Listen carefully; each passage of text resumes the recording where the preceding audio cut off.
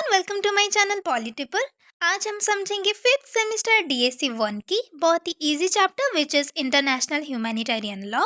In short, IHL. International humanitarian law is a body of law that exists to protect people in times of armed conflict. Armed conflict means weapon के साथ जो युद्ध होता है। जिस war में weapon का यूज होता है उसी वॉर के टाइम पे लोगों की प्रोटेक्शन के लिए, लोगों के जान को बचाने के लिए बहुत सारे रूल्स बनाए गए हैं। उन्हीं को एक साथ में बोला जाता है international humanitarian law. Okay, IHL is a set of rule that protect people in war time. War के टाइम पर लोगों की प्रोटेक्शन के लिए जो रूल्स बनाए गए हैं, जो सेट ऑफ रूल्स मीन्स बहुत सारे रूल्स, उन्हीं को एक साथ में बोला जाता है आईएचएल या international humanitarian law. It deals with responsibilities of states during war. War में इन्वॉल्व जो स्टेट्स हैं उनकी बहुत सारी रिस्पॉन्सिबिलिटी है लोगों की जान बचाने के लिए। डेफिनेटली जिधर युद्ध चल रही है या फिर जिधर वॉर हो रही है उसी जगह पर बहुत सारी भगदड़ मची होगी, कहीं पर भयानक युद्ध हो रहा होगा तो लोग इधर उधर भागेंगे। कोई अपनी जान बचाने के लिए एक जगह को छोड़कर दूसरी जगह भी जा सकते हैं, तो इसी टाइम पे लोग इधर उधर बहुत हो सकते हैं। अगर एक स्टेट के लोग दूसरे स्टेट में पहुंच जाते हैं तो उनकी प्रोटेक्शन करना स्टेट का एक बड़ा रिस्पॉन्सिबिलिटी है। स्टेट जो भी स्टेट है उनकी रिस्पॉन्सिबिलिटी है कि वो लोग उनकी प्रोटेक्शन करें। It is also called as law of armed conflict, क्योंकि ये लॉ सिर्फ और सिर्फ वॉर के टाइम पे ही अप्लाई होती है, इसीलिए उसको बोला जाता है लॉ ऑफ आर्म्ड कन्फ्लिक्ट। जिस वॉर में वेपन यूज होता है उसी वॉर में ये अप्लाई होता है। It restricts method of war.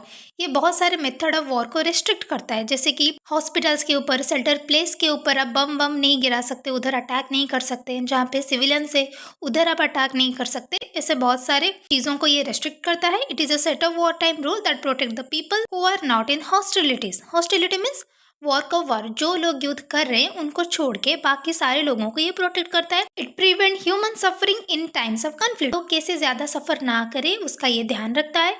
Its objective is to save lives of civilians who are not in war and to protect civilian infrastructure such as hospital and shelter place. इसका main objective है लोगों को बचाना and hospital, shelter place, जहाँ पे लोग shelter लेते हैं या फिर आश्रय लेते हैं उस जगह को बचाना। IHL limit the destructive effect of war and war crime, कि ये बहुत सारी चीज़ों के ऊपर रिस्ट्रिक्शन लगा देता है तो इफेक्ट कम हो जाती है। सोर्स मतलब ये किधर शुरू हुई? जेनेवा कन्वेंशन में, जिसको हम आगे डिटेल में पढ़ेंगे।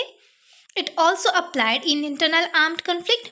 ये सिर्फ इंटरनेशनल वॉर में अप्लाई नहीं होता बल्कि ये इंटरनल वॉर यानी कंट्री के अंदर अगर आर्म्ड कन्फ्लिक्ट होगी तो उधर भी अप्लाई होता है।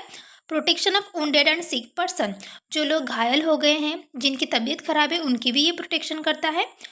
No protected person shall be subjected to torture, cruelty and inhuman activities.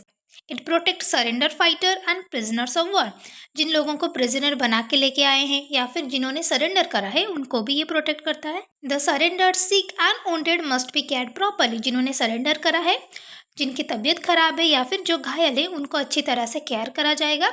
Hospital should be protected, जो भी सारे हॉस्पिटल्स हैं जिधर भी हैं उनको प्रोटेक्ट करा जाएगा। इट प्रिवेंट और prohibit long term damage to environment. Environment को कैसे ज़्यादा से ज़्यादा डैमेज ना हो उसका ये ख्याल रखता है। This law is equally apply to all regions and state. ये सभी जगह पर इक्वली अप्लाई होता है, डिस्क्रिमिनेट नहीं करता कि किस स्टेट ने वॉर शुरू की। अगर ऐसा होता तो बहुत सारे लोग प्रॉब्लम में फंस जाएंगे, तो इसीलिए ये नहीं बोलता कि नहीं उस स्टेट ने वॉर को शुरू किया है तो हम उधर अप्लाई नहीं करेंगे, ऐसा नहीं होता। सभी जगह पे ये इक्वली अप्लाई होता है। It protect the refugee also, जो रेफ्यूजी या फिर जो दूसरे स्टेट में लोग भाग के जा रहे हैं बचने के लिए वॉर से, उनको भी ये प्रोटेक्ट करता है। This law is only applied in the war time. Only and only war time में ही ये लॉ अप्लाई होता है, बाकी टाइम में नहीं होता। That's why it is called as law of armed conflict. Geneva convention. Geneva convention 1, it deals with protection of wounded and sick soldier at war land. जिधर war चल रही है उसी लैंड पे जो घायल हैं या फिर जिनकी तबीयत खराब हो गई है जिन सोल्जर्स की, उनकी प्रोटेक्शन के लिए इसने रूल्स बनाए हैं। जेनेवा कन्वेंशन मीन्स एक सम्मेलन, विच मीन्स बहुत सारे देश एक साथ आकर मीटिंग करा है उन्होंने, और उधर ही उस मीटिंग में उन्होंने डिसाइड करा है कि वॉर टाइम में हम क्या क्या रूल्स अप्लाई करेंगे ताकि लोगों की जान को हम बचा सकें।